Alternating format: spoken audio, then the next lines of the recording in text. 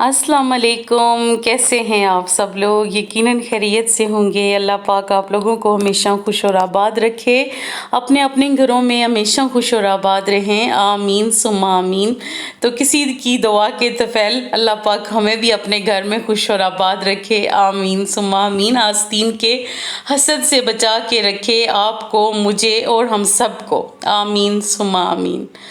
खैर जो है वो आज तो बड़ी जल्दी जल्दी मैंने कोशिश की थी कि वीडियो जो है वो मैं एक के बाद दूसरी, दूसरी के बाद तीसरी डालूं। फिर वही बात करूंगी कि बहुत दिनों से जो है वो चैनल को टाइम नहीं दिया, जिसकी वजह से चैनल बहुत ज़्यादा इग्नोर हुआ।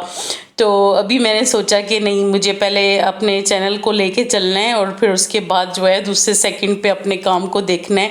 काम तो फिर आपको पता है कि हाउसवाइफ के वैसे भी ना ख़त्म होने वाले होते हैं, तो वो तो चलता ही रहता है, घर का सिलसिला भी।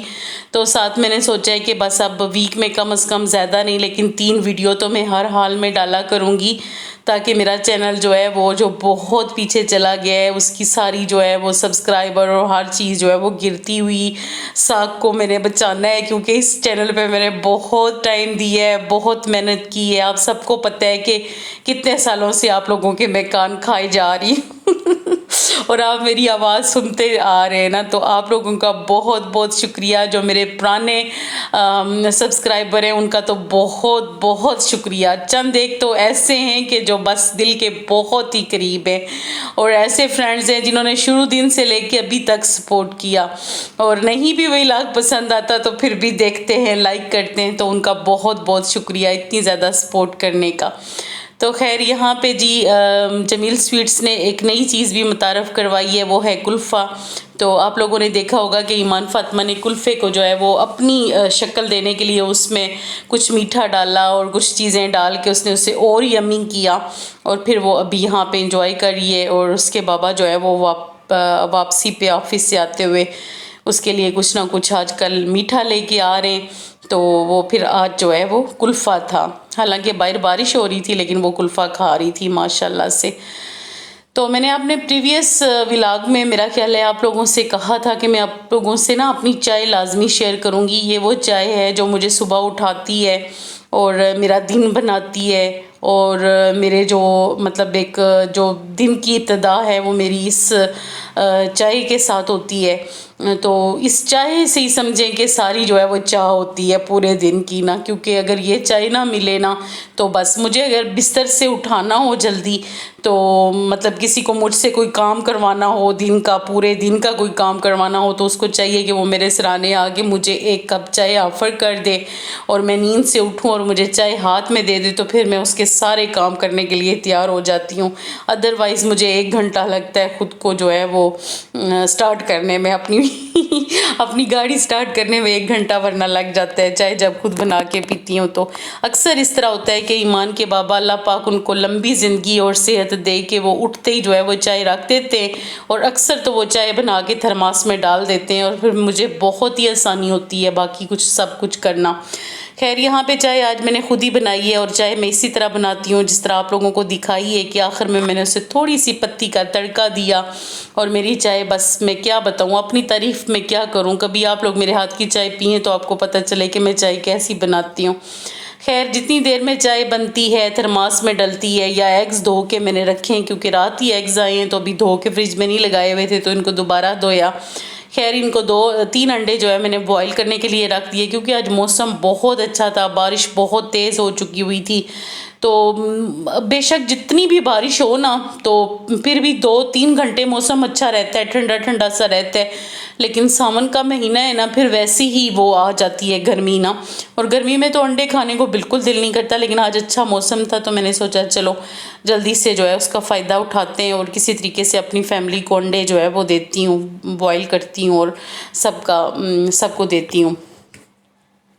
खैर यहाँ पे मैंने जो है वो अपने लिए पराठा बनाया है। इस वक्त तो मैं आपसे वो जो 3 अंडे बॉईल करके रखे थे, जो चाय थी वो तो खैर पूरी फैमिली की थी, हम तीनों की थी।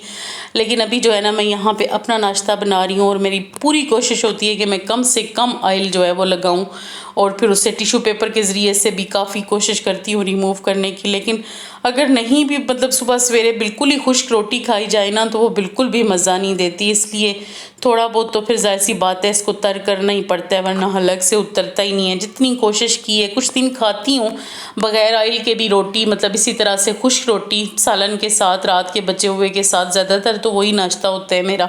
लेकिन फिर वही बात आ जाती, किसी टाइम मौसम अच्छा होना, अभी मैंने इसके अंदर अंडा भी रख के खाना था और रात का बचा हुआ ये सालन था और देसी चिकन और आलू बने हुए थे बहुत ज़्यादा टेस्टी। अब इसके अंदर एक बॉयल अंडा अगर आप खुद सोचें शामिल हो जाए तो पराठा फिर कितना मज़ा देगा ना। तो बस यही मैं अभी अपना निकाल रही थी सालन वगैरह और बॉयल अंडे के साथ रात का बचा हुआ शोरबा, बस क्या मज़ा देता है। ये तो आप लोग भी वाकिफ़ होंगे, हम देसी लोग कितना पसंद करते हैं इस चीज़ को।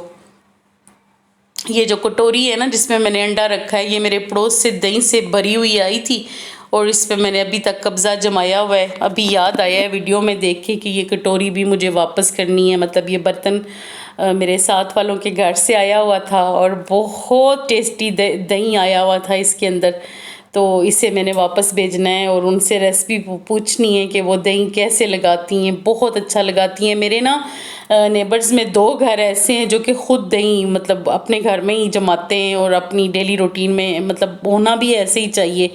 तो मेरी भी अभी पूरी कोशिश है, इंशाल्लाह मैं भी अपने घर में ही दही लगाया करूँगी, फिर आप लोगों से शेयर भी करूँगी इंशाल्लाह। अच्छा जनाब, यहाँ पे मैं बड़ी खुश हुई हूँ कि ये ब्रेड जो है वो छोटे साइज़ में आ गई है। मैं भी क्या आप लोगों के पास पहले पहुँच गई हो, लेकिन मुझे अभी पहली दफ़ा ये मेरे घर में आई है। 4-4 पीस का ना एक सेट है। तो मैं इतनी ज़्यादा खुश हुई हूँ क्योंकि मेरी ईमान ना एक टाइम में सिर्फ 1 पीस खाती है और ज़्यादातर मैं चलो 2 पीस खा लिए। तो अक्सर ऐसे होता है कि हमारे जो है ना फ्रिज में बासी हो जाती है और फिर हमें रोटियों में वो जो है ना ब्रेड देनी पड़ती है, तो हमारी पूरी ब्रेड ज़ाया हो जाती है। तो आज मैं बहुत ज़्यादा खुश हुई हूँ कि ये सिर्फ 4 पीस का एक ब्रेड का वो है, तो ये फ़ौरन ख़त्म हो जाएगी। बहुत अच्छी बात है कि इन्होंने ये इंट्रोड्यूस करवाया, मतलब छोटे उसमें पैक बनाया। हाँ ये है कि इसको बाद में शापर इसका बहुत छोटा सा होता है, दूसरे शापर में भी इसको पैक करना पड़ेगा, लेकिन मेरे लिए बहुत इजी हुआ है ये देखें। अब ये जो बची है ना इसको इसमें तो मैं बंद नहीं कर सकती, इससे जो है मैं अभी शापर के अंदर ये वाला जो साफ़ सुथरे मैंने शापर रखे होते हैं ना उसके अंदर डाल के तो मैं इससे जो है फ्रिज में डाल दूँगी। ये तो मेरी ख़त्म हो जाएगी सुबह दोपहर शाम में। ईमान को मतलब किसी टाइम जब भी थोड़ी सी भूख लगती है तो फिर वो मतलब 1 पीस से ज़्यादा ईमान ब्रेड नहीं लेती, वो ज़ाया कर देती है, छोड़ देती है। तो फिर ये बेवक्त की भूख के लिए भी, और ये बड़ा ज़बरदस्त इन्होंने वैसे सिस्टम किया है। वो पूरा जो ब्रेड होता है ना बड़े वाला वो मुझसे ना हमारे से ख़त्म होता है हमारी जैसी छोटी फैमिली से, और वो फिर ज़ाया भी हो जाता है। उसके लिए ये बहुत अच्छा है कि 4 पैक की इन्होंने ये कर दी है।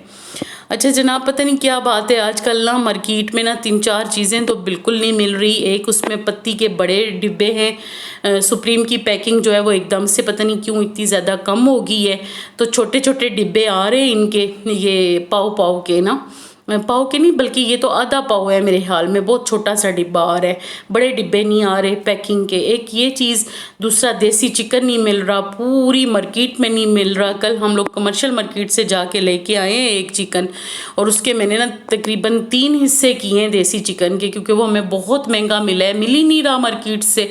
तो जो मिला है उसके फिर मैंने 3 हिस्से किए ताकि सब्जियां दाल वगैरह डाल के ना तो वो हमारा गुजारा काफ़ी दिन तक हो जाए ना, 3 दिन चल जाए हमारा। तो आपको पता है कि हम लोग शेवर खाते नहीं हैं, और हमारे यहाँ पे पिंडी में बहुत शार्ट हो गए, देसी ना मुर्गे मिल रहे हैं ना देसी अंडे मिल रहे हैं, दोनों चीज़ें गायब है मार्केट से। इवन कि अब तो सब्जियां भी सैलाब की वजह से थोड़ी तबाही तो नहीं हुई पाकिस्तान में ना, सब्जियां भी शार्ट हो गई हैं बहुत ज़्यादा ना। खैर यहाँ पे जो है वो मैं बना रही थी माश की दाल, और माश की दाल ना मैंने पहले भी शायद आपसे ज़िक्र किया हो कि माश की दाल में वैसा जायका नहीं रहा जैसे पहले होता था। तो ये बड़ी ही ढूंढ ढांड के जो है वो अमान साहब लेके आए हैं। ये है कि है माशाल्लाह से ये बहुत अच्छी सी, बहुत जल्दी से गल गई थी, और फिर मैंने बहुत ही ज़्यादा मसाले को भून भान के ना अच्छे तरीके से उसके ऊपर जो है बॉयल की हुई। अच्छा बॉयल करते हुए ना मैंने 3-4 लौंग डाल दिए थे, उससे मेरा ना एक एक दाना माश की दाल का अलग अलग हो जाता है लौंग डालने से ना। कभी आप ट्राई कीजिएगा, जब नमक और लौंग दे के ना उबाला करें ना, ये माश की दाल आप सबको पता होगी ये टिप भी खैर, लेकिन कोई नई टिप नहीं है। लेकिन यह है कि मूंग के इसमें डालने से ना एक एक दाना आपका बिल्कुल ऐसे निखरा निखरा अलग अलग से होगा। खैर इधर मैंने भून लिया था, उसको दम दे दिया था काफ़ी देर, कम से कम ज़्यादा नहीं तो 15 मिनट तक मैंने मसाला भुनने के बाद ये दाल, क्योंकि 90% ये कुक थी और 10% ये जो है वो उसमें दम में हो गई ना। तो खैर इधर जो है ना मैंने आज आप लोगों से नाश्ते से लेके और फिर अपने लंच तक की रूटीन जो है वो आप लोगों से शेयर की है। तो आप लोगों को आज की मेरी रूटीन कैसी लगी, माश की दाल कैसी लगी, देखने में ज़रूर बताइएगा। अगर आपको मेरे व्लॉग पसंद आते हैं तो लाइक कीजिएगा, और इसके अलावा फिर मिलते हैं नेक्स्ट किसी नए व्लॉग में, किसी नई वीडियो में। दुआओं में याद रखिएगा। तब तक के लिए अल्लाह हाफ़िज़, बाय बाय, टेक केयर।